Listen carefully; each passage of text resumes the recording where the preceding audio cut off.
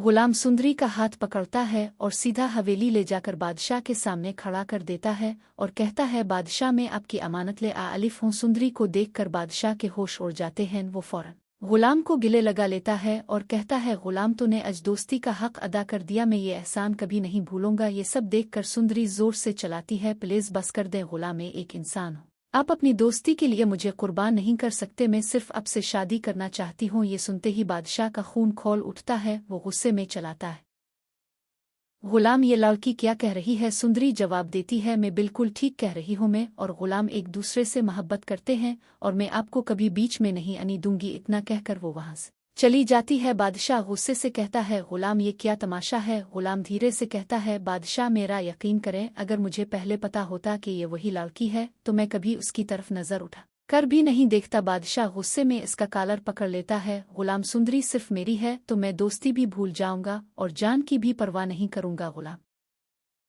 परेशान होकर वहां से चला जाता है। सुंदरी इस पर चलाती है, मुझे यकीन नहीं होता आप मेरे साथ ऐसा करेंगे, मैंने मना किया था फिर भी आप मुझे बादशाह के पास ले गए। गुलाम मजबूरी में कहता है, मैं मजबूर हूँ, मैं कुछ नहीं कर सकता। तभी बादशाह वहां अलिफ जाता है, वो सुंदरी का हाथ पकड़ता है और जबरदस्ती खींचने लगता है, अब तुम यहाँ नहीं रहोगी। गुलाम और सुंदरी चीखते रहते हैं, लेकिन बादशाह इसे घसीटता हुआ हवेली ले जाता है और जहादात के सामने खड़ा करके कहता है, मुझे अभी के अभी इस लड़की से निकाह करना है। जहादात का चेहरा गुस्से से लाल हो जाता है, वो कहता है, बादशाह मैं वादा करता हूँ कल ही तुम्हारा निकाह इससे करवा दूंगा। हवेली में तैयारियां शुरू हो जाती हैं, लेकिन जहादात चुपके से गुलाम को बुलाता है और कहता है अभी बादशाह की नज़र से बचकर इस लड़की और अपनी माँ को लेकर यहाँ से भाग जाओ, वरना मैं तुम तीनों को जिंदा नहीं छोड़ूंगा। रात के अंधेरे में गुलाम सुंदरी और अपनी माँ को लेकर भाग जाता है, लेकिन जब बादशाह को ये खबर मिलती है तो वो पागल हो जाता है, हर जगह उन्हें ढूंढने लगता है, उनका मोबाइल ट्रेस करवाता है और आखिरकार उन तक पहुंच